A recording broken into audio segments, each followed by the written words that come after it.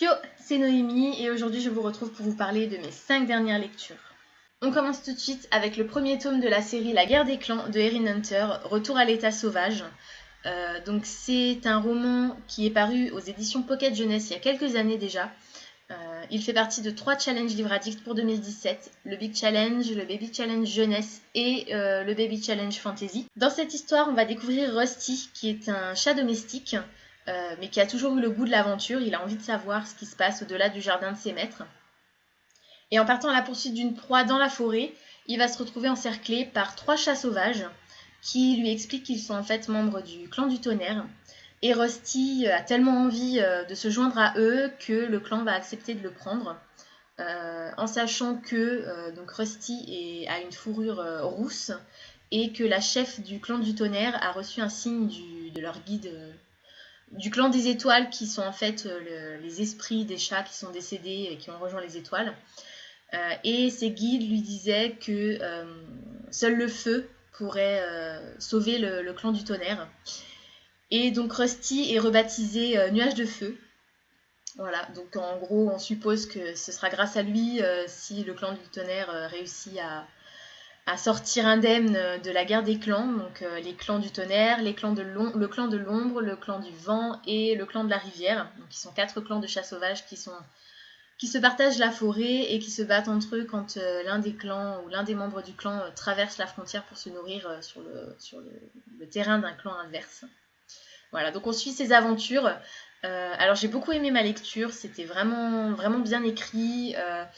J'ai ressenti beaucoup d'empathie pour les personnages, même si ce sont des chats. Voilà, j'ai été effectivement étonnée parce que j'avais peur de ne pas m'identifier.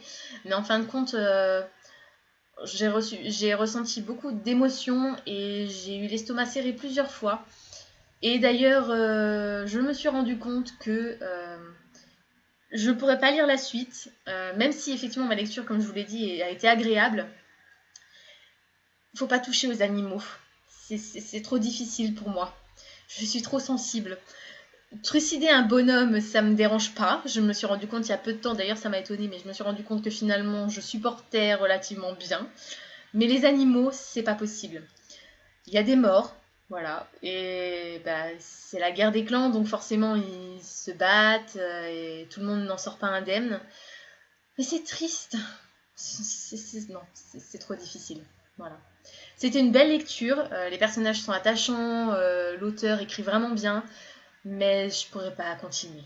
En plus, l'auteur est une folle furieuse, puisque donc ce tome est le premier tome de la série La guerre des clans, et c'est également le premier tome du premier cycle, qui compte 6 tomes.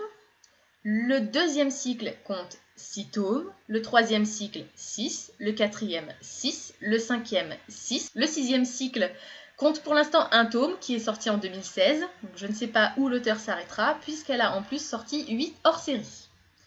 Voilà, donc 5 x 6 plus 1 plus 8. Oui. Pour l'instant, je m'arrête là pour la guerre des clans. Sachez en tout cas que c'était une belle lecture, très poignante, peut-être un peu trop. Je vais ensuite vous parler d'un livre que je n'ai pas en ma possession puisque il est à la bibliothèque où je travaille. Il s'agit de Anya et Tigre Blanc. La couverture est somptueuse. Les images de l'intérieur sont vraiment très belles aussi. Donc Anya et Tigre Blanc, c'est un livre d'images, un très beau livre texte illustré de Fred Bernard et François Roca. Oui, j'ai regardé, je l'ai noté, parce que comme je ne l'ai pas sous la main, voilà. Il a été publié chez Albin Michel Jeunesse. Et donc c'est l'histoire de Anya, qui a perdu son petit frère quand elle était jeune, en fait, son frère jumeau, pas son petit frère, son frère jumeau. Et il se trouve que tous les ans, des enfants disparaissent dans son pays. Donc la première année où les enfants ont disparu, c'était des enfants qui venaient de naître. La deuxième année, c'était des enfants qui avaient 1 an. Et la troisième année, des enfants de 2 ans. La quatrième année, des enfants de 3 ans, etc. Pendant 14 ans, ça a duré, donc jusqu'aux enfants qui avaient 13 ans. Et donc le frère d'Anya a été enlevé comme les autres enfants, et elle va décider de partir à sa recherche. Voilà. En gros, l'histoire. Donc c'est très beau, les illustrations sont vraiment sublimes, le texte est magnifique. J'ai vraiment beaucoup aimé cette lecture, je vous la recommande.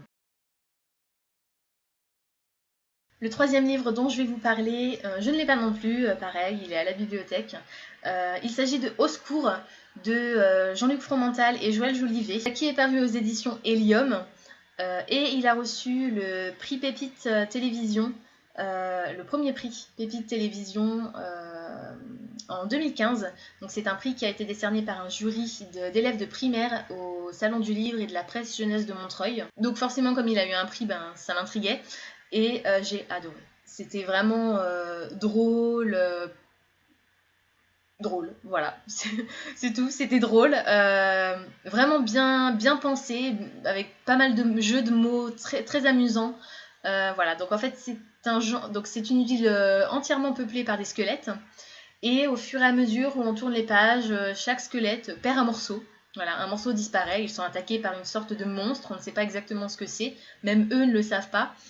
Et chaque squelette perd un os. Donc on va suivre un détective qui est très inspiré de Sherlock Holmes.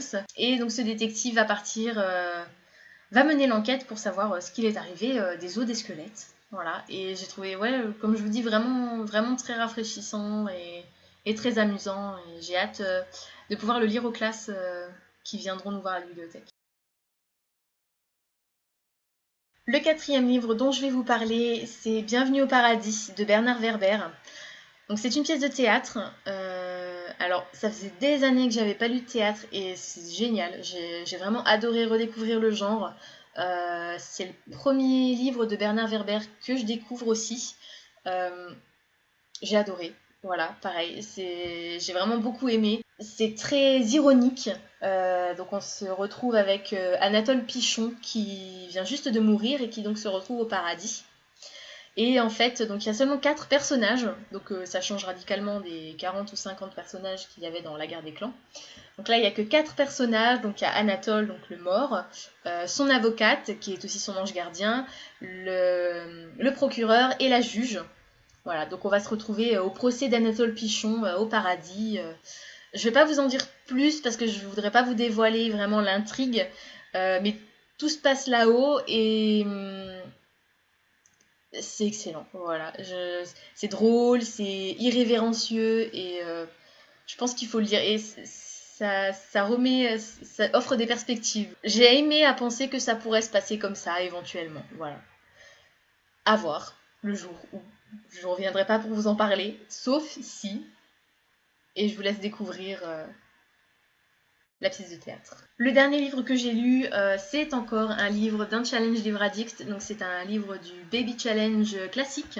Il s'agit de Ethan Frome de Edith Wharton, qui a été publié en 1911. Alors au début j'ai cru que c'était une histoire d'amour, parce que en gros c'est Ethan Frome qui va tomber amoureux de la cousine de sa femme. Mais c'est beaucoup plus que ça en fait. Toute l'histoire tourne effectivement autour des sentiments interdits que Ethan va ressentir pour Matty. Cette histoire est racontée sur fond de société donc de l'époque, donc 1911. Hein.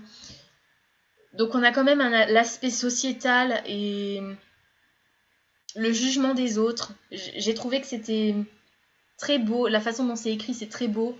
En même temps, moi j'adore le style un peu vieillot, enfin pas vieillot parce que c'est passé à l'époque, donc à l'époque c'était pas vieillot, mais tout ce qui fin 19e, début 20e, j'adore. Là en plus c'était romantique, donc voilà. Les sentiments qu'il éprouve pour Matisse sont vraiment beaux, c'est vraiment pur, et on est embêté pour lui qu'il puisse pas aller au bout de cette relation parce que justement il est marié. Et alors à la fin, mais cette fin, alors j'ai pas versé de larmes, mais j'aurais pu. Il y a un twist à la fin. Alors donc l'histoire se déroule. Je vais pas vous raconter, je vais pas vous spoiler évidemment. L'histoire se déroule, voilà. Enfin, on est plus ou moins tout le temps sur sur la même émotion. Enfin voilà, il y a pas vraiment, c'est pas vraiment les montagnes russes. Même si, comme je le disais, c'est toujours très beau la façon dont c'est exprimé. Et donc vers la fin, on a pas le retournement de situation, mais la grosse révélation, enfin voilà. Et non seulement il y a cette révélation, mais en plus c'est encore un twist à la fin. Parce que c'était pas assez de nous... Hein, voilà. Bref, Ethan Frome, ça se lit très vite en plus, il y a que 200 pages. Alors j'ai eu un peu de mal au niveau de l'écriture, je sais pas le fait que que les marges soient très très grosses, peut-être la typographie aussi. J'ai eu un peu de mal physiquement au début au niveau de ma lecture. J'ai mes yeux qui se fatiguaient très très vite. Et le papier n'est pas du papier blanc, enfin il a été jauni forcément avec les années, donc voilà.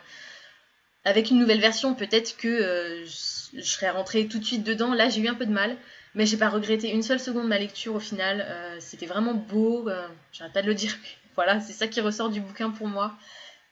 Et du coup, j'aimerais bien découvrir d'autres romans de cet auteur. Voilà, c'est tout pour aujourd'hui. C'était donc mes 5 dernières lectures. J'espère que je vous aurai donné envie de les découvrir à votre tour. N'hésitez pas, comme d'habitude, à me mettre des commentaires si vous le désirez, à liker ou pas la vidéo. Pour vous abonner, ben, vous connaissez le chemin. Voilà, et je vous dis à très bientôt pour la prochaine vidéo. Ciao!